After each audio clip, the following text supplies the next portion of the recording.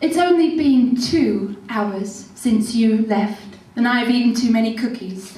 And yes, my tummy aches, and I feel sick, and I've realised that I'm a complete bitch, and I'm feeling guilty and selfish and sad, because I never said sorry, and I wish that I had, because I tried to disguise what you knew all along, that I lied when I told you that nothing was wrong.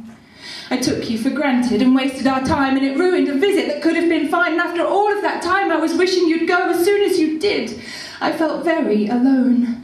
Now I'm shaking from the sugar because I've been taking out my pain on my undefended waistline and digestive tract again, and I feel the heartburn rising, and it hasn't helped at all, and I face disgrace by weight gain or that shameful bathroom call.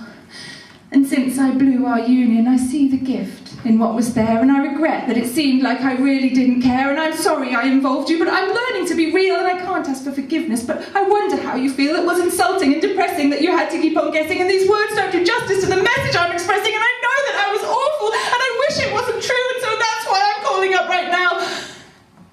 How are you? Guilt's good. No, I'll give you that, Beryl. Guilt is good, but if we end up having to feel guilty about feeling guilty, where will it end? That's what I want to know. Shame, however, I've got a little secret. Some of you may know this or not. I have no shame.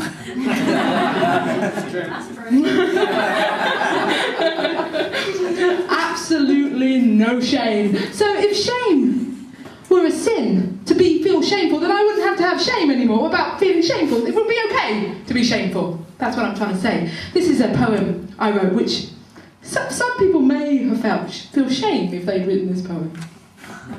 It's about a dream I had. And I woke up from this dream, actually, and I went, oh my God! Oh, never tell anyone that dream, ever! Oh!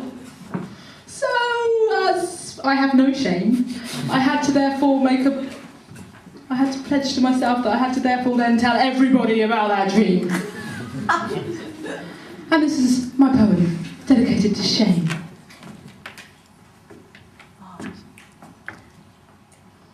God, you know, I've forgotten the first line of it. Isn't it?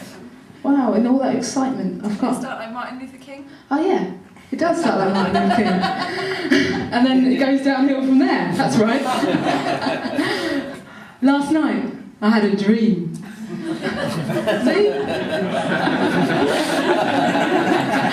That my dad, who I hardly ever see, had won a Nobel Prize for his extraordinary contribution to art history. To highlight mankind's domination over the oceans that he sails, he had fashioned an environmental masterpiece with the help of 20 oversexed local males. Now, my dad, who is somewhat down on activism but pretty good with oils, had abandoned his usual ambivalence to comment on mankind's oceanic spoils, crafting an unlikely collage from which he asked the world to learn it was a life-size backlit sperm whale fashioned out of sperm.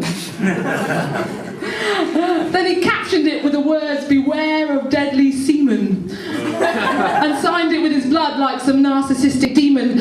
Now, personally, I was quite artistically, I'd always considered my dad a saint. To me, he was traditional. He liked to paint with paint. But now, standing in the shadow of this 60-foot sperm-encrusted orca, I was feeling quite conflicted. Was I really this man's daughter? Biologically, I was reeling, my stomach nauseous and cartwheeling, trying to shake the feeling and the image of my father sculpting out of cum, while at the same time feeling strangely proud of the award that he had won. I mean, whales are rearing, overhunted and harpooned, killed by military sonar, washed up, polluted and marooned. So the fact my dad had found the gall to encourage 20 willing men to ejaculate up a canvas wall, emptying out each sweaty bollock in the style of bollock, well, it was an unexpected twist, a shy flick of a heroic wrist. In the face of his utter conviction to this edgy piece of eco-art, the dust sheet was finally slipping off his very